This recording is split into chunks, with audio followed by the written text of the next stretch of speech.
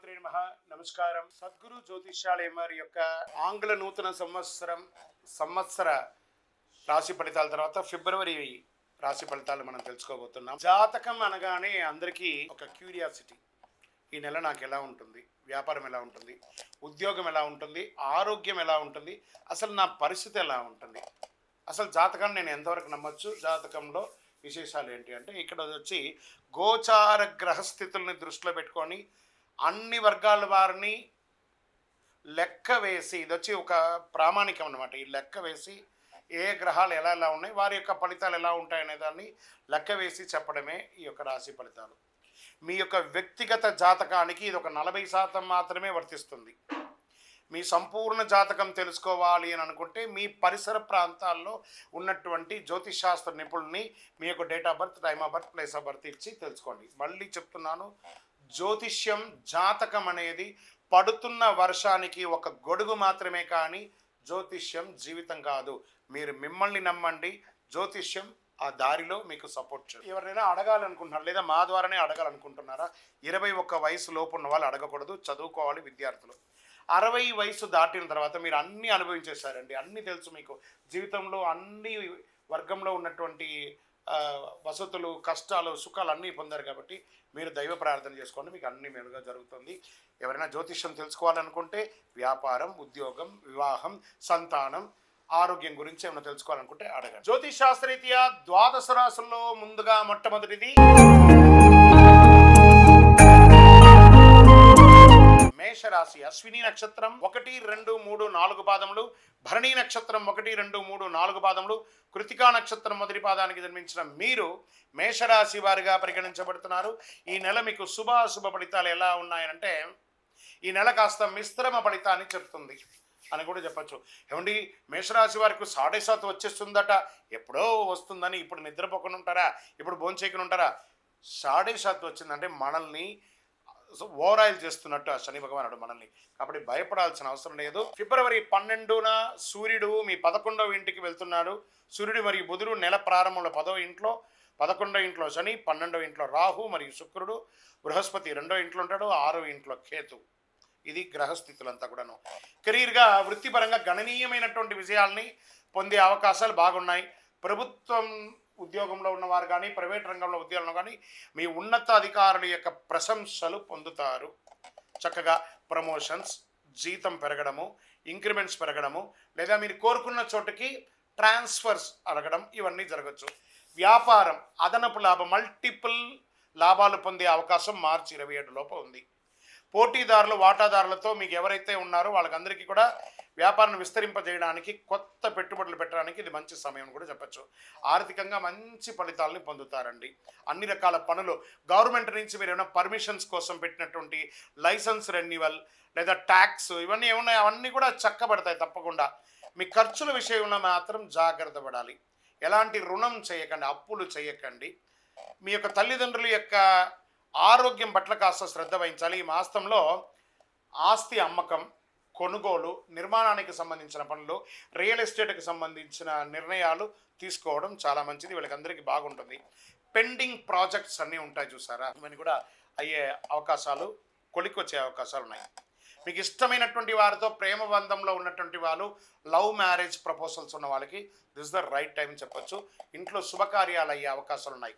వివాహం, ఉపనయనం, గృహప్రవేశం ఇలాంటివన్నీ కూడా అవకాశాలు ఉన్నాయి. ప్రయాణాల్లో చేసేటప్పుడు మీ యొక్క ముఖ్యమైనటువంటి విలువైనటువంటి వస్తువులంతా కూడా జాగ్రత్తగా పెట్టుకోవడం చాలా మంచిది. వివాహితులకి, చక్కగా వివాహమైన వారికి సంతానం సకాలంలో అవ్వడం, వివాహం కాని వారికి మంచి మంచి సంబంధాలు రావడం. ఏమంటే మాకు నూతన ఉద్యోగం కోసం ప్రయత్నం చేస్తున్నామండి, తప్పకుండా అది ప్రైవేట్ రంగంలో కానీ ప్రభుత్వ రంగంలో కానీ మీకు ఉద్యోగం వచ్చే అవకాశాలు ఉన్నాయి. విదేశాలలో ఉద్యోగానికి ఎదురు చూస్తున్న వారికి మార్చి తర్వాత అవకాశం ఉన్నాయి. ఉద్యోగం చేస్తున్న మహిళలకి ఇది ఒక మంచి సమయం కూడా చెప్పచ్చు. మీరు కోరుకున్న చోట ట్రాన్స్ఫర్ అయ్యే అవకాశాలు ఉన్నాయి. విద్యార్థులు చాలా జాగ్రత్తగా ఉండవలసినటువంటి సమయం అని కూడా చెప్పచ్చు. పోటీ పరీక్షల్లో కొంచెము ఇబ్బంది పడే అవకాశాలు ఉన్నాయి, జాగ్రత్తగా చదువుకోవాలని కూడా మాత్రం చెప్పడం జరుగుతుంది. తర్వాత ఆరోగ్యం పట్ల తీసుకుంటే ఒక శస్త్రచికిత్స అయ్యే అవకాశాలు గట్టిగా ఉన్నాయండి, కాబట్టి మీరు కొంచెం జాగ్రత్త పడవలసినటువంటి అవసరం ఉంది. అండ్ మేము విదేశాల్లో ఉన్నామండి, మాకు ఏమైనా H1 వీసా అవ్వడం కానీ గ్రీన్ కార్డు కావని ఇవన్నీ ఉన్నాయంటున్నారా, మీరు జాగ్రత్తగా ఉండవలసినటువంటి సమయం ఇది. తర్వాత షేర్ మార్కెట్ మిశ్రమ ఫలితం చెప్పచ్చు. రాజకీయ నాయకులకి కూడా మిశ్రమంగా ఉంది, జాగ్రత్తగా ఉండవచ్చు. మీ డాక్యుమెంట్స్ అంతా కూడా జాగ్రత్త. డ్రైవింగ్ చేసేటప్పుడు బాగా జాగ్రత్తగా ఉండాలి. ఆల్కహాల్ కానీ లేకపోతే మాదక ద్రవ్యంలో ఏదైనా మీరు వాడుతున్నారంటే జాగ్రత్త పడండి. లేదా మీ యొక్క శరీరంలో ఒక ఆర్గాన్ దెబ్బతిని దాని సరసర చికిత్సకు అయ్యే అవకాశాలు కూడా ఎక్కువ శాతం మేషరాశి వారికి ఫిబ్రవరి నెలలో ఉంది. సరే, ఈ నెల మీకు ఏమైనా మంచి రోజులు ఉన్నాయా అంటే 1వ తారీఖున, 4వ తారీఖున, 7వ తారీఖున, 10వ తారీఖున మీకు చాలా బాగుంటుంది. చంద్రాష్టమం 20వ తారీఖున 2వ నెల 2025 ఉదయం 6:49 నుండి 22/2/2025 సాయంత్రం 5:40 వరకు ఈ 2.5 రోజులు తస్మాత్ జాగ్రత్త. సంతకాలు పెట్టేటప్పుడు జాగ్రత్త, ఎదుటి వాళ్ళతో మాట్లాడేటప్పుడు జాగ్రత్త, వాహనం నడిపేటప్పుడు జాగ్రత్త. చంద్రాష్టమం అంటారు. మరి ఈ నెల మాకు అదృష్ట సంఖ్య ఏమైనా ఉందా అనుకుంటే 2, 5. అదృష్ట రంగు ఏదైనా ఉందా అంటే పింక్ కలర్, ఊదా రంగు మీకు కలిసి వస్తుంది.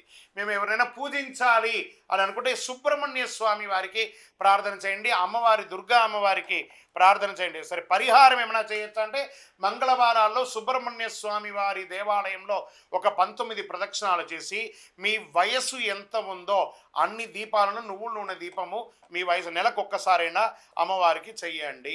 తర్వాత గణపతికి గరిక ఉంటుంది కదా, గరికను జిల్లేడు పువ్వుతో మాల వేయండి, బాగా ఉంటుంది. ఇంకేమైనా చేయాలి, మంచి అతి శక్తివంతమైనటువంటి కరుంగాలి మాలను ధరించండి. ప్రత్యేకించి మేషరాశి వారికి కుజుడు అధిపతి కదా, చక్కగా ఈ కరుంగాలి మాలను ధరించండి. ఎవరైతే ఈ కరుంగాలి మాల ధరిస్తారో వారు ఆరోగ్యవంతులుగా, ఐశ్వర్యవంతులుగా, అన్ని రకాలుగా విజయం పొందుతారు. ఇంకనూ సకల దోషాలు తొలగి ఆనందంగా ఉండడానికి మీ ఇంటి ఇలవేల్పుని ప్రార్థన చేసుకోండి. మీ యొక్క సంపూర్ణ జాతకం తెలుసుకోవాలనుకుంటే కింద కనబడుతున్న మా నంబర్కి మీ యొక్క date of birth, time of birth, place of birth text చేసి వాట్సప్ చేయండి. కాల్ చేయకండి, కాల్ చేస్తే లేపము. వాట్సప్ చేయండి, తప్పకుండా మా అడ్మిన్ మీకు టైం ఇస్తారు. అప్పుడు మీరు చక్కగా మీ యొక్క జాతకాన్ని తెలుసుకోవచ్చు. ముందుగా మన యొక్క టీవీ ఛానల్ ద్వారా చూస్తున్నటువంటి ప్రేక్షక మిత్రులందరికీ కూడా శుభాకాంక్షలు. చాలా చక్కగా మమ్మల్ని ఆదరిస్తున్నారు చూస్తూ. కానీ కొంచెం అట్లా like and share and subscribe చేస్తే ఎంతో బాగుంటుంది కదా. మంచి విషయాలు మేము తెలుపుతున్నాము అనుకుంటున్నాం. అది మీకు ఇది మంచిది అనిపిస్తే సబ్స్క్రైబ్ చేయండి. మీతో ఒక 18 మందిని సబ్స్క్రైబ్ చేయించాను. తెలుసుకున్నటువంటి యొక్క మిత్రులారా, మీరందరూ కూడా ఆయురారోగ్య, ఐశ్వర్య, భోగభాగ్యాలతో ఉండాలని అఖిలాండ కోటి బ్రహ్మాండ నాయకుడు అయ్యప్ప స్వామి వారిని ప్రార్థన చేస్తున్నాను. తిరుపతికి వచ్చినప్పుడు మన యొక్క అయ్యప్ప స్వామి వారి 18 అవతారాల దేవాలయాన్ని దర్శనం చేసుకోండి. తిరుపతి రైల్వే స్టేషన్ నుండి, బస్టాండ్ నుండి 3 కిలోమీటర్ల దూరంలోనే ఉంటుంది. మీరందరూ యోగక్షేమంగా ఉండాలని ఆ అయ్యప్ప స్వామి వారిని ప్రార్థన చేస్తున్నాను. విజయోస్తు. వందే మాతరం, వందే మాతరం, వందే మాతరం. శరణమయ్యప్ప.